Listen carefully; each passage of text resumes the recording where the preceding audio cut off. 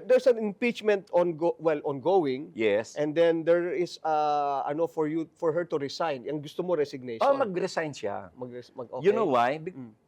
I want her to run in 2028 for president. Kasi gusto ko siya mapahiya eh.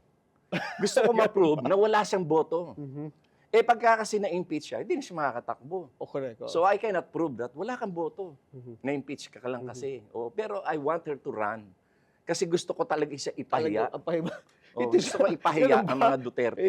Na wala talaga silang boto. Kasi masabi yung iba, pagka daw impeachment, of course, you will be disallowed from running. Yes, Hindi na siya pwede. Oo. So, mas safe yun sa kalaban kung Yes. sino man ilalaban ng administration against her. So ikaw, gusto mo, Sek, Mag-resign siya. mag-resign na lang. Yung talagang just to totally deface her na, Yes. hindi, wala kang boto. Anyway naman, talaga naman matatanggal siya sa impeachment. That's for sure. That's for sure. Okay. I am an insider.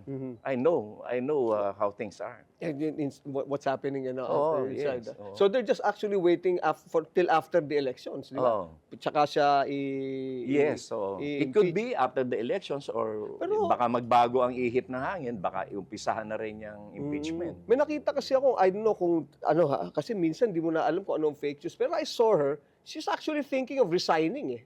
Parang nag-declare yata siya ng ganun eh. Tama ba? Wala pa. Wala pa ba? Probably what you read are my statements kasi I came out with statements in the media that she should resign. She should resign. And the reason for it is with what's happening now, dapat talaga mag-resign siya kasi ando na siya sa Hague. How about her duties here as a vice president? Napapabayaan na niya. So, she better resign. Kung ako naman sa kanya, ipakita niya ngayon yung pagiging tunay niyang anak ngayon. Samahan na lang niya yung tatay niya ron. Actually, on a personal note, ito naman I don't have anything against her, no? Na ako lagi naman akong para din ako lagi doon, happy lang ako lagi. Jojo, magkakaibigan kami niyan dati. Magkakasama kami niyan for so many months eh. Breakfast, dinner, and lunch, campaigning on the road kung saan-saan parte ng Pilipinas. Kaya lang kasi, masyado silang naging bastos eh. Dahil lang na tinanggal yung 400 million na confidential funds yan, si BBM na sinisi nila. Ang nagtanggal nun, Congress, pati yung Senate. Bakit si BBM yung mumurahin nila? In fact, even yung department ni BBM nun, tinanggalan din ng confidential funds. Kasi ang katwiran ng Congress, 8 agencies tinanggal.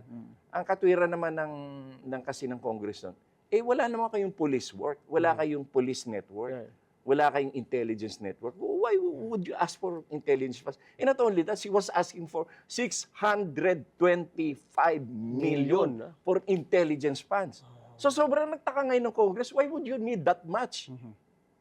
Vice President ka. Wala kang network sa buong Pilipinas. Meron ka ba mga spy network? Meron kang ganyan? Wala naman eh. Marami daw mga sino ba? The Piatos family. Yun. Daw yung mga ganyan. And then it turned out na puro peke man pala yung mga pangalan na pinagbibigyan niya ng pangalan. Ang totoo niyan, she was maintaining itong VP satellite offices where she gives ayuda, money, in the guise of ayuda, pero actually early campaigning yun.